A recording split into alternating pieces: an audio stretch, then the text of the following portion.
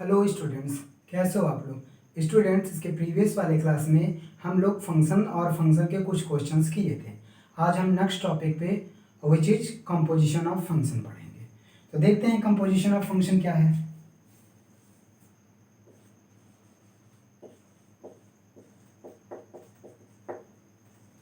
Composition of functions.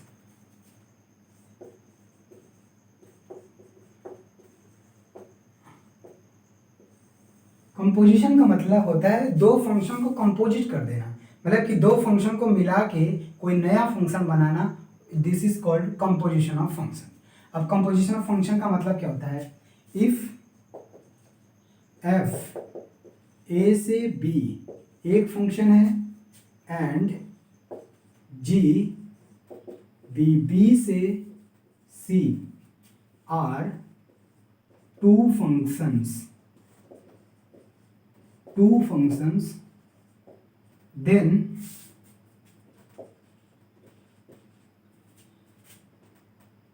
composition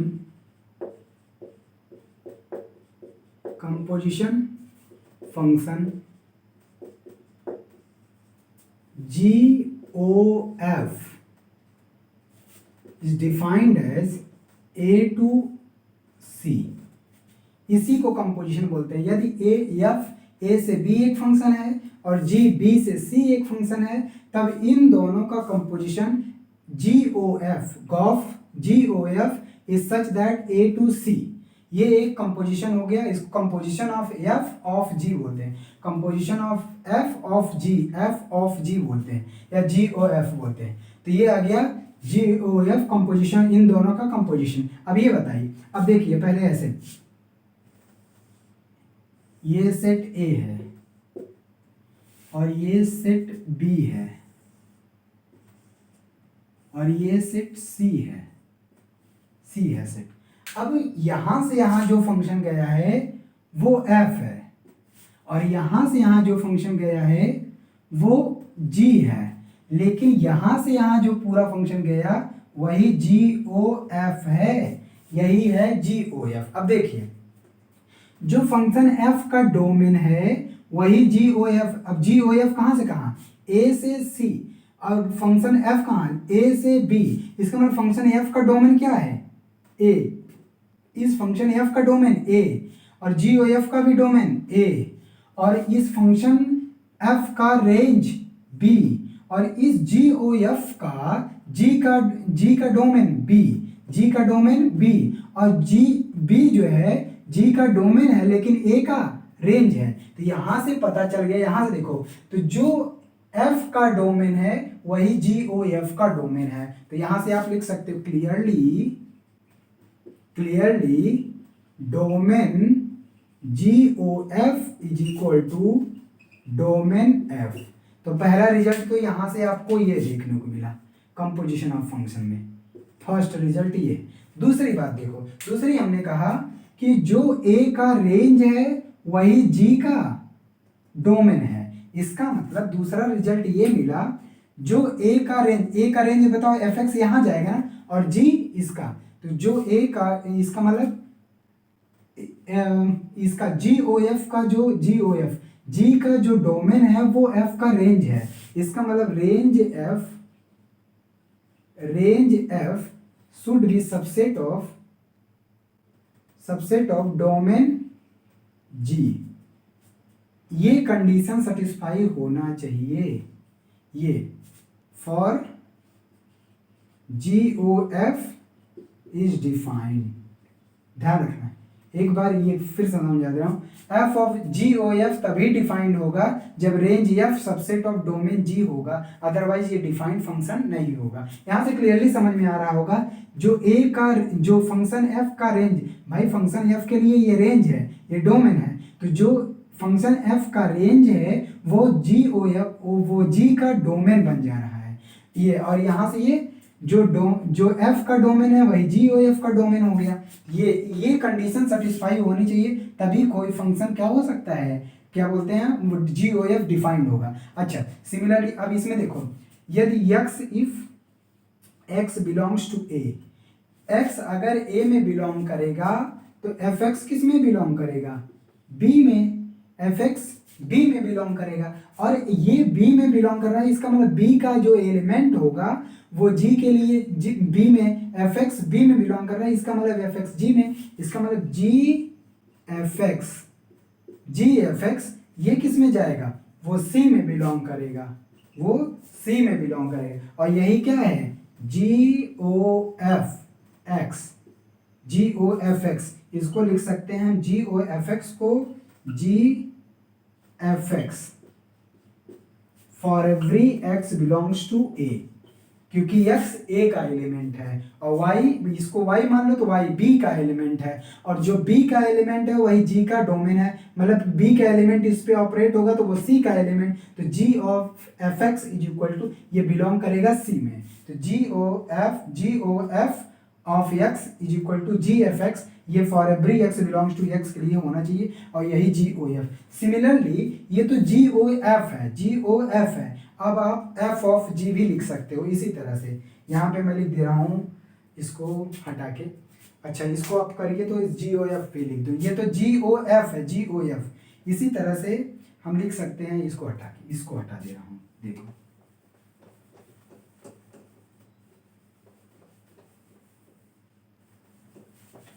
similarly क्या लिख सकते हो, यहाँ दूसरी बात लिख सकते हो, सिमिलरली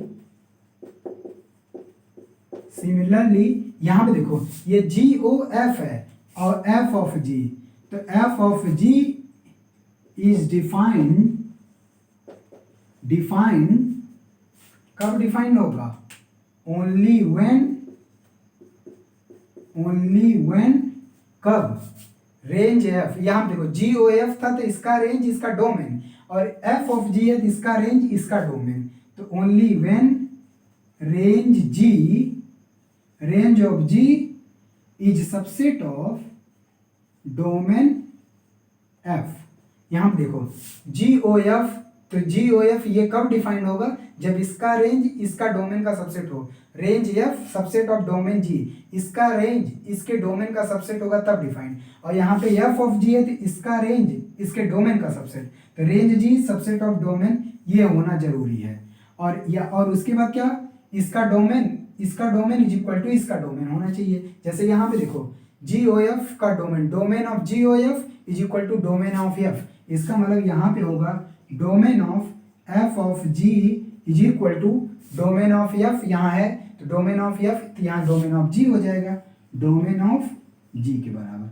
इतनी बात ध्यान रखना, एक चीज यही इसमें इंपॉर्टेंट है, देख लो एक बार फिर से, जी ओ एफ कब डिफाइंड होगा, जब इसका रेंज इसके डोमेन का सबसेट होगा, और साथ ही साथ इसका डोमेन एफ के डोमेन के बराबर, और एफ ऑफ जी कब डिफाइंड होगा, जब इसका रेंज इसके डोमेन का सबसेट होगा, और साथ ही साथ इस पूरे का डोमेन जी के डोमेन के बराबर हो जाए, तो ये फंक्शन डिफाइंड, इसी को बोलते हैं composition of two function, f of g और जी ओ एफ। तो ये बात, ये कंडीशन इंपॉर्टेंट है, ये कंडीशन आपको इंपॉर्टेंट है, देख रहे हो एफ ऑफ जी कब डिफाइंड होगा, जब इसका रेंज इसके डोमेन का सबसेट हो, इसका रेंज इसके डोमेन का सबसेट, और इस पूरे का डोमेन जी के डोमेन के बराबर हो जाए, इस पूरे का डोमेन जी के डोमेन के बराबर हो जाए, और इसका रेंज इसके डोमेन का सबसेट हो जाए। तो ये बात ध्यान रखना, आप क्वेश्चन करा देते हैं, चलिए देखिए,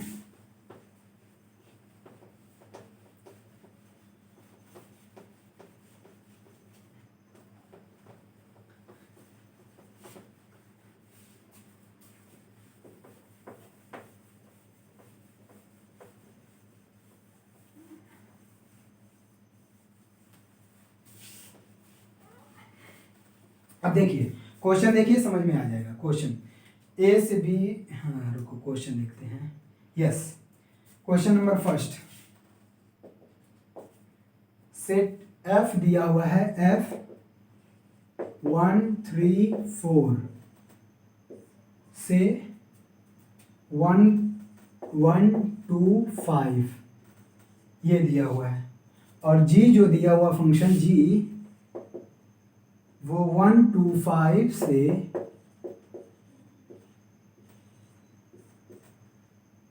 1 3 बी डिफाइंड एज एफ। अच्छा फंक्शन एफ का डेफिनेशन है 1 2 3 5 और 4 1, और जी का डेफिनेशन है 1 3 2 3 5 1, ये डेफिनेशन है। और जी ओ एफ और एफ ऑफ जी पूछ रहा है, जी ओ एफ और एफ ऑफ जी। अब देखिए एक बार समझ लीजिए क्वेश्चन क्या है। फंक्शन एफ डिफाइंड है 1 1 3 4 से 1 2 5, और जी डिफाइंड है 1 2 5 से 1 3, और फंक्शन एफ का डेफिनेशन ये है 1 2 3 5 4 1, और इसका डेफिनेशन ये है। तो हमको जी ओ एफ और एफ ऑफ जी निकालना है। ध्यान रखना है, इसको निकालने से पहले हमको वो कंडीशन चेक करनी पड़ेगी। देखो ये कब डिफाइंड होगा, जब इसका रेंज इसके डोमेन का सबसेट होगा, और ये कब डिफाइंड होगा, जब इसका जी का रेंज एफ के डोमेन के बराबर हो, सबसेट हो जाएगा। तो सबसे पहले जी ओ एफ डिफाइन करने के लिए क्या कंडीशन होनी चाहिए, इनका रेंज और डोमेन निकाल लो सबसे पहले। तो सबसे पहले इनका रेंज और डोमेन निकालो, तो क्या होना चाहिए इस चीज को, for g O f, for g O F is defined, ये डिफाइंड हो, क्या होना चाहिए, range f must be subset of domain g, और क्या होना चाहिए, domain ji O f, domain ji O F is equal to domain f होना चाहिए। तो सबसे पहले रेंज एफ निकालते हैं, range f.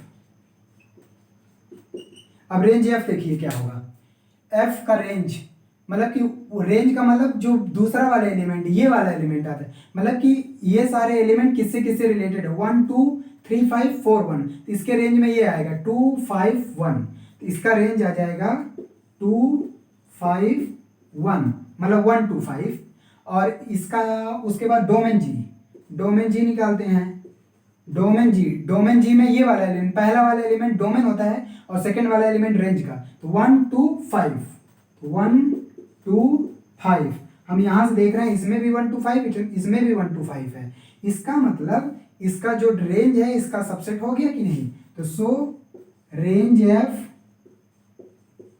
Is subset of domain g, इसका डोमेन जी का सबसेट हो गया। जब ये सबसेट हो गया तो जी ओ एफ डिफाइंड होगा, तो जी ओ एफ डिफाइंड होगा। अब हम जी ओ एफ निकालेंगे। अब देखिए तो so hence ji O F is defined. तो सबसे पहले हम चेक करेंगे कि फंक्शन डिफाइंड है कि नहीं। अब जब देख लिए कि ये range f subset of domain g है, और ऐसे भी चेक करो जी ओ एफ निकालो। अब जी, इसलिए domain of G O F वो डोमेन एफ के बराबर होगा। तो डोमेन वो तो ऐसे ही लिख सकते हो, डोमेन जी ओ एफ और डोमेन एफ, और एफ का डोमेन क्या है 1 3 4, तो ये आ जाएगा 1 3 4, ये आ जाएगा। तो पहले जी ओ एफ अब चलते हैं निकालते हैं। तो जी ओ एफ कैसे निकालेंगे, तो जी ओ एफ का डोमेन क्या आएगा 1 3 4, इसका मतलब जी ओ एफ 1 पहले रखेंगे, जो इसका डोमेन है 1 रखेंगे, तो ये आएगा जी एफ 1, और एफ 1 क्या है 1 किससे रिलेटेड है 2 से, इसका मतलब एफ 1 2 आएगा, इसका मतलब एफ 1 के स्थान पे 2 रखेंगे, जी 2। और देखो जी का 2 किससे रिलेटेड है 3 से, जी का 2 किससे रिलेटेड है 3 से, इसका मतलब ये 3 आ जाएगा। ऐसे ही जी ओ एफ 1 के बाद 3 है, यहाँ 3 रखो, तो ये आएगा जी एफ 3, और एफ का 3 किससे रिलेटेड है 5 से, इसका मतलब जी 5, एफ 3 के स्थान पे 5 रख दिया, यहाँ पे ये है। और उसके बाद जी 5, मतलब जी का 5 किससे रिलेटेड है 1 से, इसका मतलब ये 1 आ गया। ऐसे जी एफ, उसके बाद 4, ये 4 रखेंगे, जी और एफ 4, और देखो एफ का 4 किससे रिलेटेड है 1 से, तो ये आ जाएगा जी 1, और जी का 1 किससे रिलेटेड है 3 से, तो 1 3, इसका मतलब इसका रेंज क्या आएगा, जी ओ एफ का अगर रेंज देखेंगे तो 1 3, केवल 1 3, तो रेंज जी ओ एफ का अगर रेंज देखेंगे तो 1 3 केवल आएगा। और डोमेन तो ये था ही। तो ये इस तरह से जी ओ एफ। अब सिमिलरली आपको एफ ऑफ जी निकालना है। आप इसको स्क्रीनशॉट कर लीजिए, तो मैं अगला बताता हूँ एफ ऑफ जी कैसे निकलेगा। एकदम ऐसे ही निकलेगा, कर लीजिए।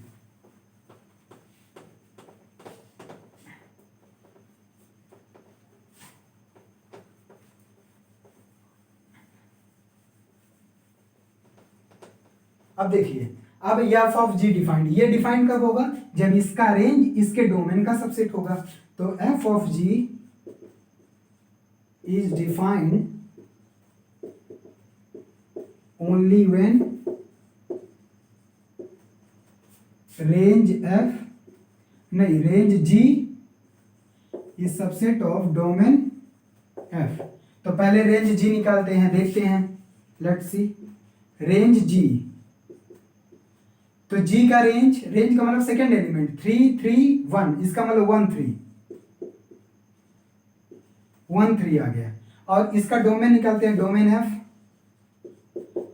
तो एफ का मतलब, डोमेन एफ का मतलब फर्स्ट एलिमेंट 1 3 4 1 3 4। अब हम देख रहे हैं 1 3 इसका एलिमेंट है, 1 3 इसमें भी है, इसका मतलब रेंज जी इसका डोमेन है, रेंज जी डोमेन एफ का सबसेट है। So range g is subset of domain f. Range g subset of domain f हो गया, डोमेन एफ। इसका मतलब ये फंक्शन डिफाइंड है, F of ji is defined. और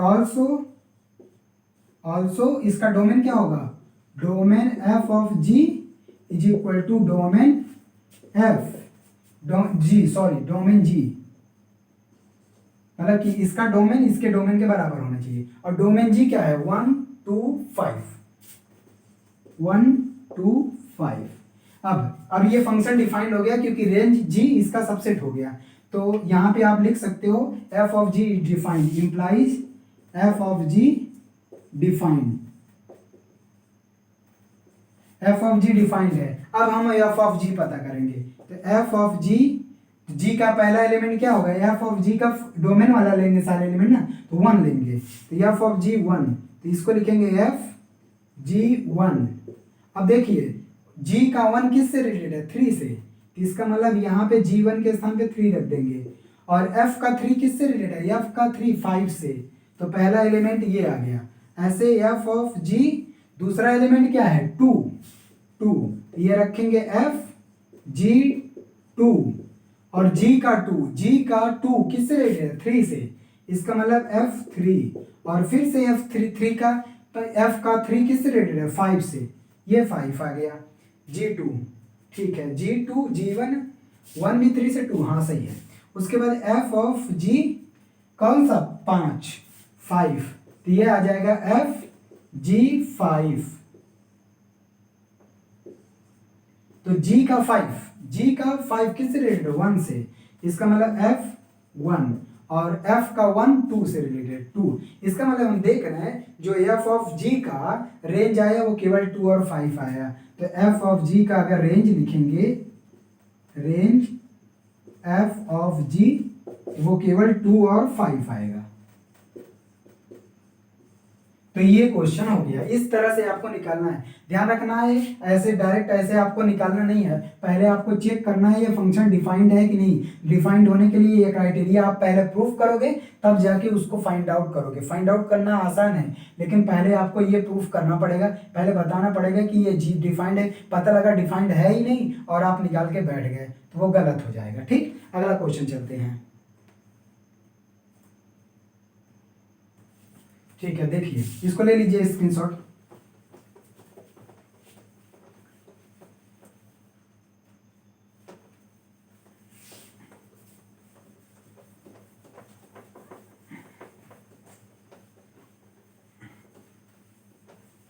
नेक्स्ट क्वेश्चन क्या है, एफ आर टू आर। दूसरा question, F R to R एक फंक्शन है और F x is equal to such that F x is equal to cos x, और G एक function है जी, ये भी आर टू आर है, और इसके बाद such that ji x is equal to 3x², 3x², so that to show that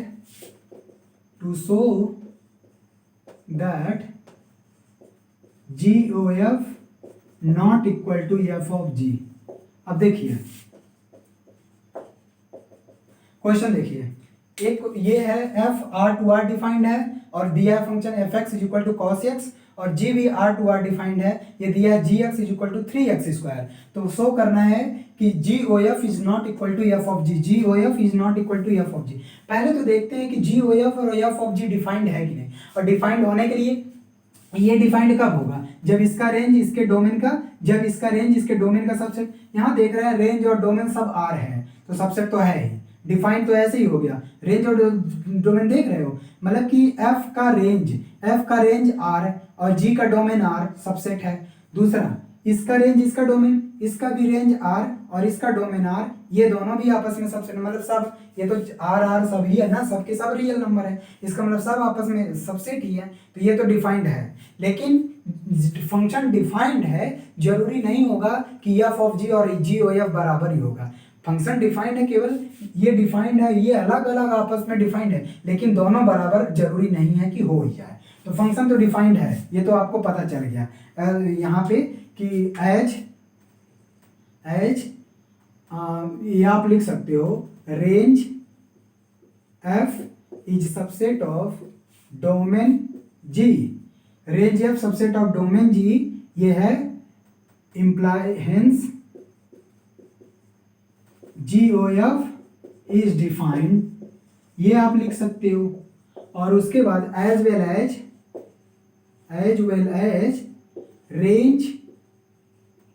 range g, और ये भी सबसेट है किसका, डोमेन आर का, डोमेन एफ का, hence f of ji is also defined, ये भी डिफाइंड है, दोनों डिफाइंड है, लेकिन हमको निकालना है एफ जी ओ एफ। चलते हैं जी ओ एफ की तरफ। तो पहले जी ओ एफ, तो जी ओ एफ, एफ मतलब एक्स का एलिमेंट, तो जी ओ एफ एक्स लिया हमने, तो ये आएगा जी एफ एक्स, ये आया, और एफ एक्स क्या है, कॉस एक्स, तो आएगा जी कॉस एक्स। अब ये बताओ जी एक्स इज इक्वल टू क्या है, 3x², इसका मतलब जी के अंदर जो भी है उसका 3 टाइम्स ऑफ x², मतलब कि x है तो x², कॉस है तो कॉस का स्क्वायर, तो ये आ जाएगा 3 cos स्क्वायर x। ये है जी ओ एफ। और एफ ऑफ जी अगर आप निकालोगे, एफ ऑफ जी एक्स, तो ये आएगा एफ, और ये आप लिख सकते हो जी एक्स, और जी एक्स क्या है 3x², तो ये आ जाएगा 3x²। अब देख रहे हो फंक्शन एफ के अंदर x है तो ये cos x हो गया, तो फंक्शन x के एफ के अंदर ये पूरा है तो ये cos के अंदर आ जाएगा cos 3x²। यहाँ 3x² एंगल है, जबकि यहाँ केवल x एंगल है और उसके बाद 3 बाहर है, तो ये दोनों तो वैसे कभी नहीं बराबर होंगे। अगर आप चेक करना चाहते हो बराबर है या नहीं, आप कोई वैल्यू रख पुट कर दो x इज इक्वल टू 0, 90, कुछ भी पुट करो, 90 पुट करोगे तो ये तो 0 हो ही जाएगा, 90 पे बराबर हो ही जाएगा, लेकिन फेल करना है ना कि बराबर नहीं है, इसलिए आप 0 रख सकते हो। तो let x is equal to 0, तो आ जाएगा जी ओ एफ 0 रखोगे यहाँ पे, तो 3 cos स्क्वायर 0, cos 0 1 और 3 इंटू 1 3 आ गया। और ऐसे ही एफ ऑफ जी 0 रखोगे तो एफ ऑफ जी कितना है cos 3 इंटू 0 का स्क्वायर, तो 0 आएगा, cos 0 इज इक्वल टू 1, तो 1 और 3 ये दोनों बराबर नहीं है, तो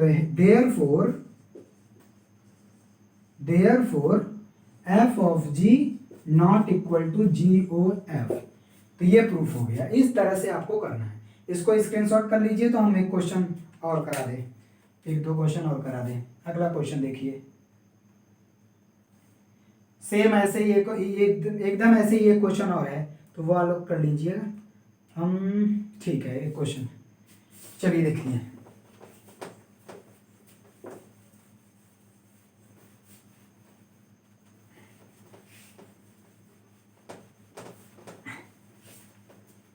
क्वेश्चन नंबर 3 देखिए,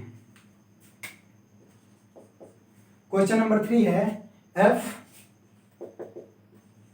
are to R such that F x is equal to 8x³ और जी ये भी आर टू आर है और such that ji x is equal to x का power 1/3। Find g O F and F of g. ठीक है, तो यहां पे भी जी ओ एफ और एफ ऑफ जी ये बताना है। अब देखिए, तो पहली बात तो ये दोनों डिफाइंड है क्योंकि देख रहे हो फिर वही रियल नंबर की बात आ गई। रियल नंबर सब आपस में सबसेट है इसके पहले वाले क्वेश्चन में, तो ये डिफाइंड है, फंक्शन दोनों डिफाइंड है, केवल हमको निकालना है डिफाइंड। लेकिन एग्जाम में आप लोग दिखा दोगे, यहाँ तो मैंने करवा दिया है क्वेश्चन एक इसलिए बता रहे हैं। तो दोनों डिफाइंड है, तो G H G O F and F of G both are defined in R. Real number में दोनों के दोनों डिफाइंड है। तो सबसे पहले एफ ऑफ जी पता कर, जी ओ एफ पता करते हैं। तो g O f x is equal to g, इसको लिख सकते हो एफ एक्स ऐसे, और देखो एफ एक्स क्या है 8x³, तो जी 8x³ ये है एफ एक्स। अब देखिए जी के अंदर जो भी है उसका क्यूब रूट हो जा रहा है, तो जी के अंदर जो भी है इसका क्यूब रूट, पूरे का क्यूब रूट होगा। इसका मतलब 8x³ का पूरे का क्यूब रूट ये आ गया। अब देखो 8 का क्यूब रूट कितना आएगा, 8 का क्यूब रूट 2, और यहाँ 3 पावर है और 3 पावर 1/3, 3 से 3 कैंसिल तो 2x आ जाएगा। तो ये आ गया जी ओ एफ 2x आ गया। ऐसे एफ ऑफ जी निकालेंगे, एफ ऑफ जी एक्स, तो ये आएगा एफ, इसको लिख सकते हो जी एक्स, और जी एक्स क्या है एक्स की पावर 1/3, ये लिख दिया g x is equal to x power 1/3। और एक्स एफ के अंदर जो भी है उसका 8 टाइम्स ऑफ क्यूब हो जा रहा है ये, तो ये आ जाएगा 8 एक्स का पावर 1/3 इसका क्यूब, क्योंकि जो भी है एक्स है तो 8x का क्यूब, तो ये है तो 8 इंटू इसका क्यूब, तो ये 3 से 3 कैंसिल आउट हो जाएगा 8x। तो देख रहे हैं 2x is equal to 8x, और ये दोनों बराबर नहीं है, ये दोनों तो पता चल गया। तो सो आप लिख सकते हो ये भी कि f of ji not equal to ji O F. तो ये आ गया थर्ड नंबर क्वेश्चन। आप इसको भी ऐसे कर सकते हो। अगला क्वेश्चन देखिए, ठीक है, अगला क्वेश्चन इसमें आ पाएगा, देखता हूं। ठीक है, देखता हूं। क्वेश्चन नंबर 4, क्वेश्चन नंबर 4 क्या है, एफ आर टू आर है और F x such that F x is equal to x² 3x + 2, और कह रहा है कि find out the value of find f of F x. ठीक है, देखिए मतलब कि ये फंक्शन इन दोनों ही एफ है, एफ ऑफ एफ पूछा है, मतलब कि जैसे जी के स्थान पे एफ ही है, तो ये तो डिफाइंड होगा क्योंकि आर आर ही होगा, ये फंक्शन एफ ऑफ एफ भी डिफाइंड होगा क्योंकि दूसरा एफ लिखेंगे वो भी आर से आर होगा। तो हमको केवल एफ ऑफ एफ पता करना है। देखिए एफ ऑफ एफ कैसे पता करेंगे, इतने में आएगा, देखता हूँ। एफ ऑफ एफ एक्स, तो ये आ जाएगा एफ, इसको लिख सकते हो एफ एक्स, और एफ एक्स की वैल्यू क्या है ये पूरा, इसका मतलब एफ, इसके स्थान पे लिख सकते हैं x² - 3x + 2। अब देख रहे हैं एफ के अंदर जो भी है उसका ये हो रहा है, इसका मतलब एफ के अंदर ये है, तो इसका मतलब इसका स्क्वायर फिर इसका 3 टाइम्स इसी का +2, इसका मतलब आप लिखोगे x² - 3x + 2 का whole square minus 3 times of this one, तो ये आ जाएगा x² - 3x + 2, और फिर बाद में +2 है। अब क्या काम करना है, इसको आपको सॉल्व करना है। ये आप a + b का होल स्क्वायर वाला फार्मूला लगा लो और इसको एक्सपेंड कर दो, तो ये आंसर आ जाएगा एफ ऑफ एफ एक्स का। कुछ नहीं करना, सिंपली इसको फार्मूला ही तो लगाना है आपको, a + b का होल स्क्वायर लगा के, चाहे जैसे आप इसको एक्सपेंड कर दो और उसके बाद पूरे को एक क्रम में लिख दो, power higher power to lower power आ जाएगा आंसर। तो ये आ गया एफ ऑफ एफ। इसको एक्सपेंड करना है, ज़्यादा टफ नहीं है। अच्छा अगला क्वेश्चन देखिए, इसको भी स्क्रीनशॉट ले लीजिए तो अगला क्वेश्चन करा दे। हाँ ले लीजिए, चलो देखो।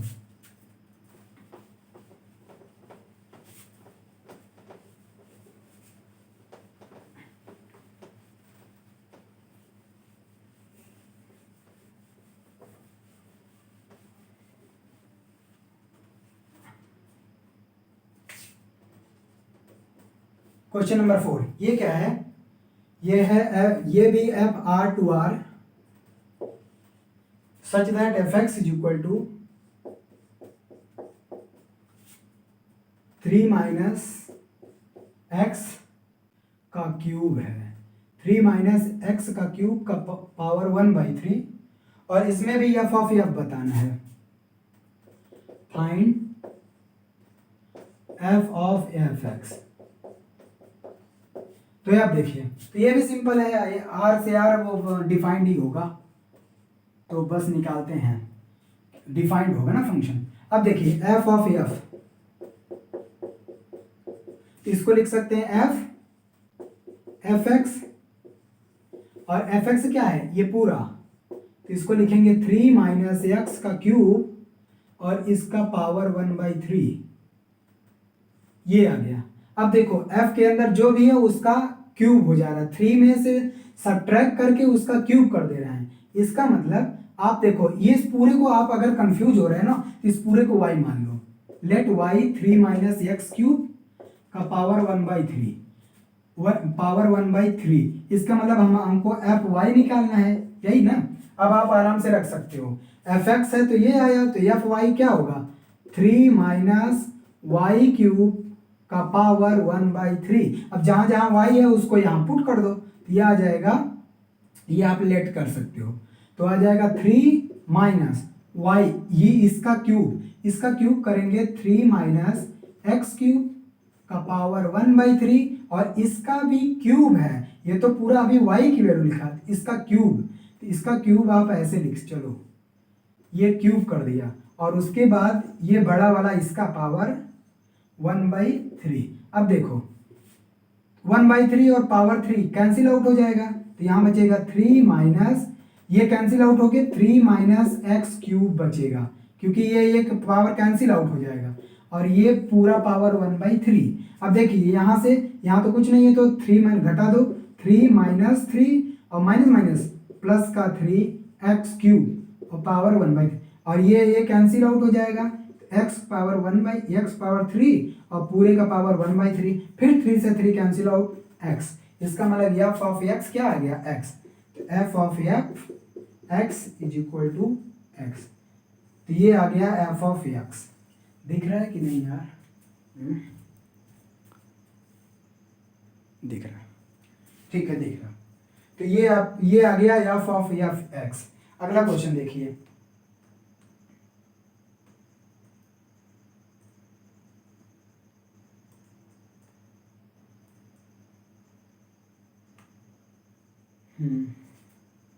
ठीक है अगला क्वेश्चन देखिए, नहीं एसोसिएटिविटी दिखा रहा है ये तो,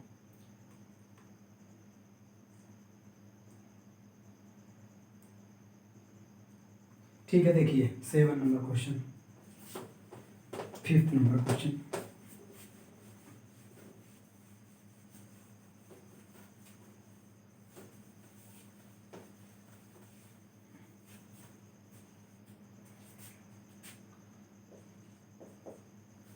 ये फंक्शन दिया है एफ ए से बी,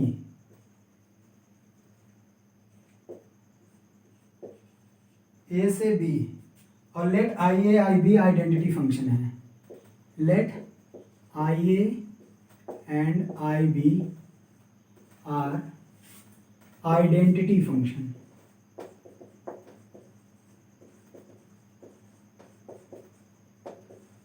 आइडेंटिटी फंक्शंस हैं on A and B respectively, ठीक है। Prove that F of A, to prove F of I A is equal to F of I A is equal to F and I B of F is equal to F. इसको फिर से लिख दे रहा हूं, दिख नहीं रहा होगा,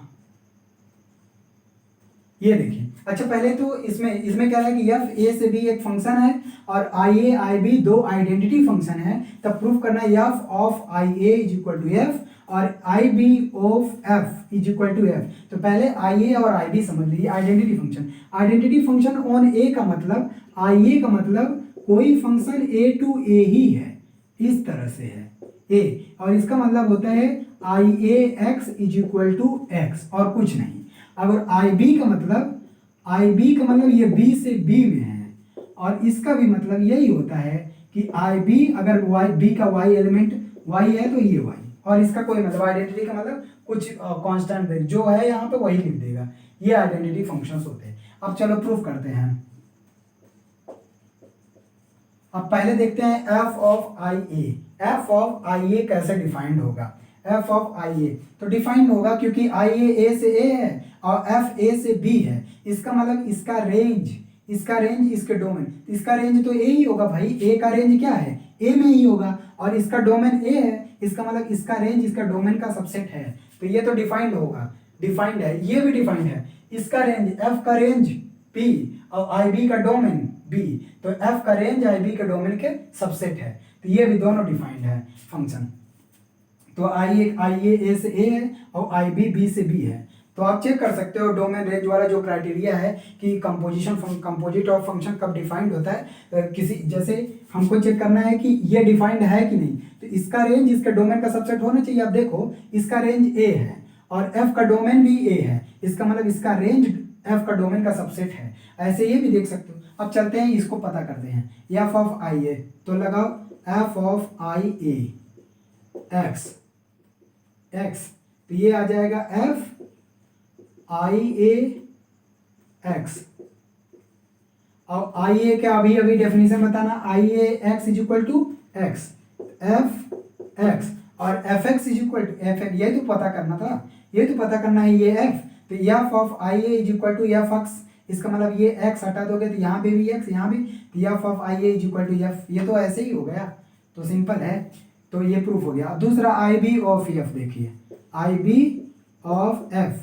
इसको एक्स मान लेते हैं, नहीं वो हाँ ठीक है, ये एफ का एलिमेंट तो एक्स ही होगा ना। अब देखिए तो इसको लिखेंगे आई बी और ये एफ एक्स, आई बी ये एफ एक्स, और एफ एक्स किसका एलिमेंट है, एफ एक्स बी का, मान लेते हैं y is equal to F x है, ये बी का एलिमेंट है, बी का, तो ये आ जाएगा आई बी वाई, और I B Y is equal to Y, क्योंकि आइडेंटिटी फंक्शन है, इसका मतलब I B of F x is equal to Y, और वाई ही क्या है, वाई ही क्या है, एफ एक्स है, इसका मतलब y is equal to F x है, तो फिर से वही आ गया एफ इज इक्वल टू ये पूरा आई बी, हेंस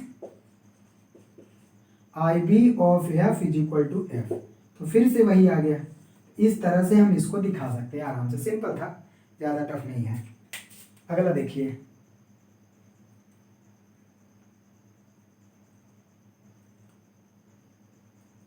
ठीक है, क्वेश्चन देखिए अगला, इसी में हो जाएगा, करवा दूं, ठीक है, देखता हूं इधर, क्वेश्चन नंबर 6, ये है एफ जेड टू जेड, एक फंक्शन डिफाइंड है जेड टू जेड, और फंक्शन है f n such that f n is equal to 3n, और उसके बाद जी दिया हुआ है एक फंक्शन जी, ये भी जेड टू जेड है, और ये डिफाइंड जी डिफाइंड है G N n by 3, n is multiple of 3, तो ये है if n is multiple of 3, और 0 if n is not multiple, 0 if n is not multiple of 3, ये है। तो पहले समझ लीजिए, इसमें तो नहीं हो पाएगा, हमको इसको इरेज करना पड़ेगा ऊपर वाला।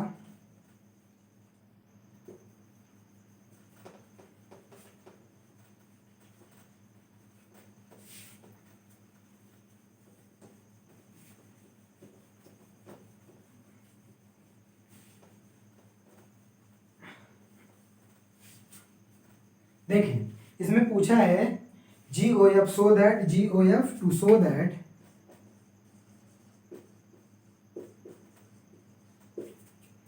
दैट GOF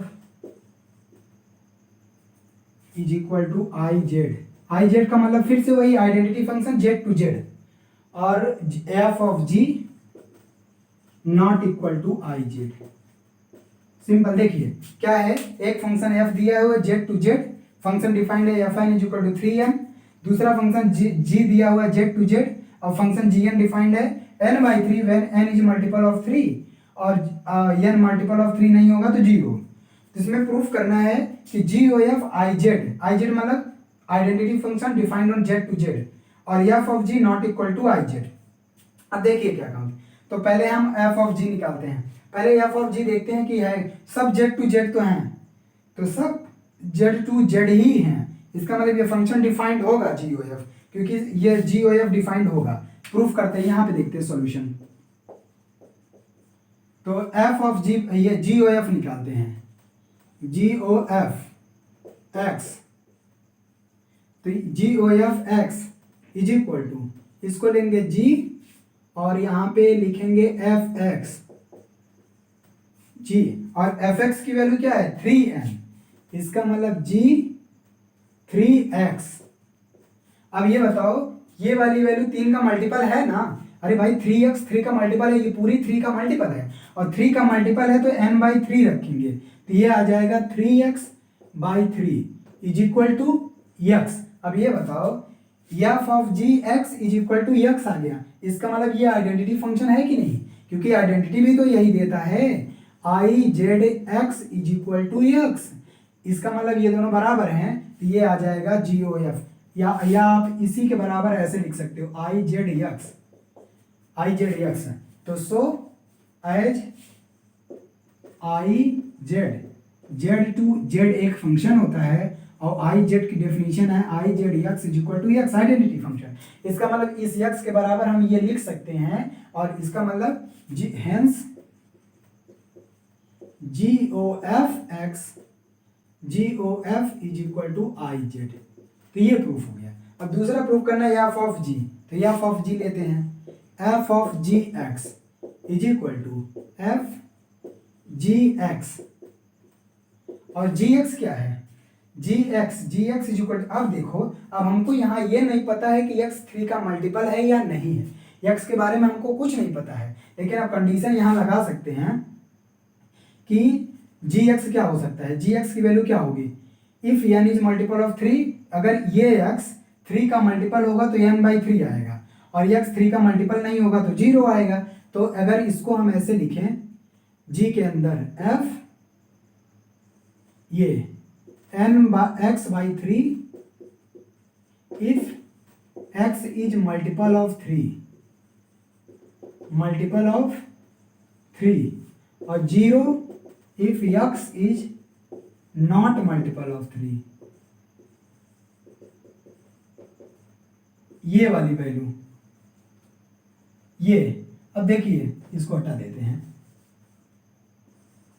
ये अब यहां पे f पे ऑपरेट करो, fx की क्या है value, fx is equal to 3n, इसका मतलब x 3 का मल्टीपल होगा तो x/3 और x/3 उसके बाद fn जो भी है उसका 3 टाइम्स हो जा रहा है, इसका मतलब f जब ये इस पे ऑपरेट करेंगे 3 × x/3 is equal to x आ जाएगा, दो वैल्यू आएगी इसकी, और इसी में जब f इस पे 0 करोगे तो 3 × 0 इज इक्वल टू 0, इसका मतलब इसके दो x और 0, तो ये आइडेंटिटी नहीं कर सकते क्योंकि यहाँ 0 भी आ रहा है, केवल x आता तो हम क्या देते कि f of gx is equal to x, तो आइडेंटिटी फंक्शन हो जाता है, लेकिन यहाँ 0 भी आ रहा है, इसका मतलब इसके आप ऐसे कर सकते हो, इसका मतलब इसका x और 0 दो वैल्यू f के अंदर आ रहा है, तो हम कह सकते हैं ये आइडेंटिटी फंक्शन नहीं है। तो so F of ji not equal to I G, आप ऐसे कह सकते हो।